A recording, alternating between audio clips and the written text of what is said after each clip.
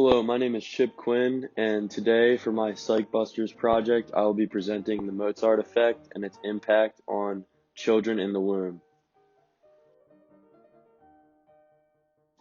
First, I would like to preface this presentation with some key terms that will help as I go through the slideshow and will further explain the Mozart effect and its impact on humans.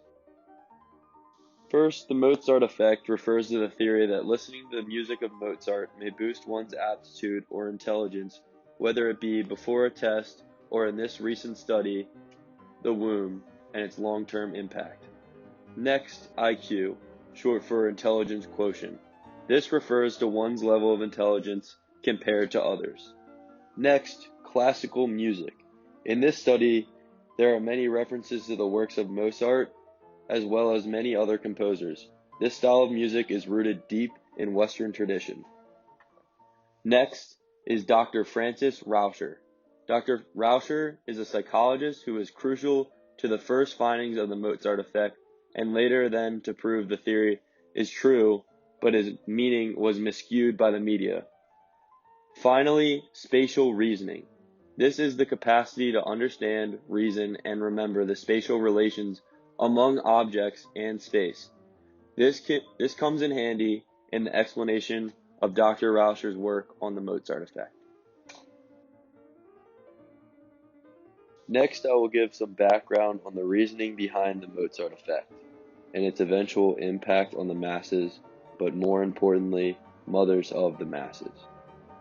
Ever since the dawn of time, the instinct of humans, and any animal for that matter, has been to find the advantage.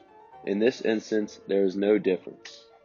In the late 90s, studies surfaced about the impact of classical music on people and the enhancement of their IQ. The media misinterpreted this study as classical music being the answer to developing one's IQ. This was taken so far as to mothers putting headphones on their womb and playing classical music to their unborn children.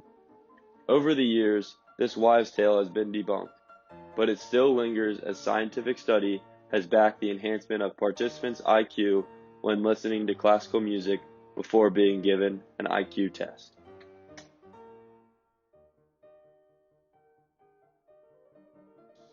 In this first study, I will talk about the initial scientific research done by a psychologist by the name of Francis Rauscher. The experiment was performed by Dr. Rauscher on 36 undergraduate students at the University of California, Irvine in the year 1993.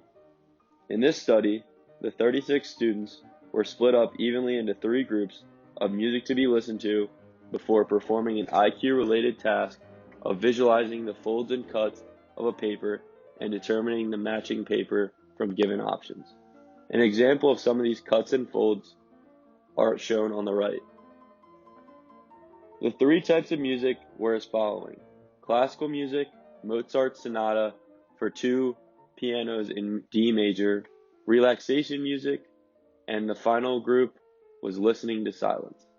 The results found that those who listened to Mozart's sonata before completing the IQ task had the highest average. This next research by the National Post of Toronto dug deeper into the impact of the Mozart effect and the influence on younger children. This research found that success is impacted by a child's upbringing, but only to a certain extent.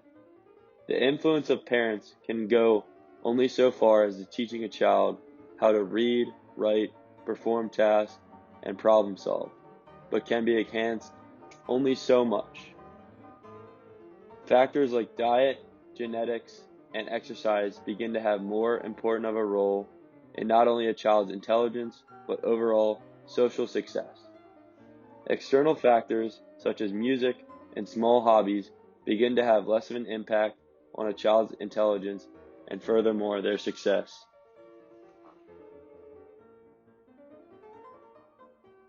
In this next research article, I found a more in-depth look at the study done by Dr. Francis Rauscher and the specifics of classical music used before the IQ test.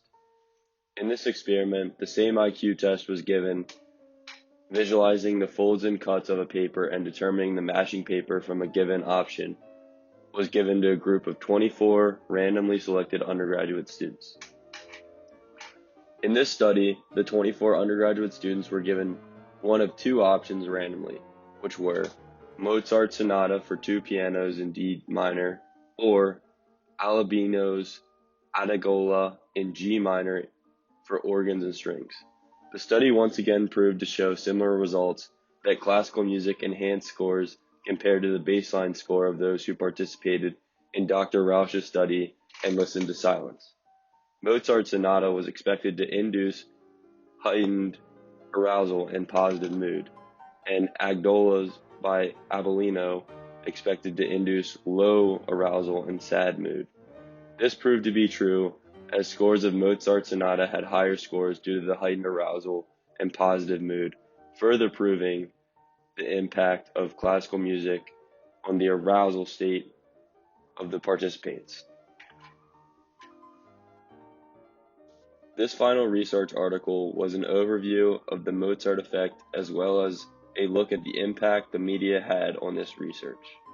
This study, done by Adrian Bangerter and Chip Heath, sorted through 50 of America's top newspapers for key terms such as Mozart effect, spatial reasoning, and Francis Rauscher. These key terms were used in many articles, either fully supporting the Mozart effect on not only adults, but children. In this research, I found that there was a spike in the early 90s after the release of Rauscher's work, and then the idea of the impact of the Mozart effect was debunked in 1999 and slowly faded away. This then led to the decline in popularity in the American population, and newspapers stopped producing content without the Mozart effect. In conclusion, I feel this quote best describes the research results. In short, our findings provide compelling evidence that the mysterious Mozart effect can be explained by participants' mood and arousal. As this quote clearly shows, mood and arousal levels play factors in an IQ test. Your level of intelligence is not directly impacted by classical music. In the long term, this information was misinterpreted by the masses and spread too quickly to control. Parents of newborn children were then impacted by this new craze and led to the application of the Mozart effect on mothers carrying child. Finally, I say this Psychbuster of putting headphones on your womb and playing classical music to your unborn child is busted.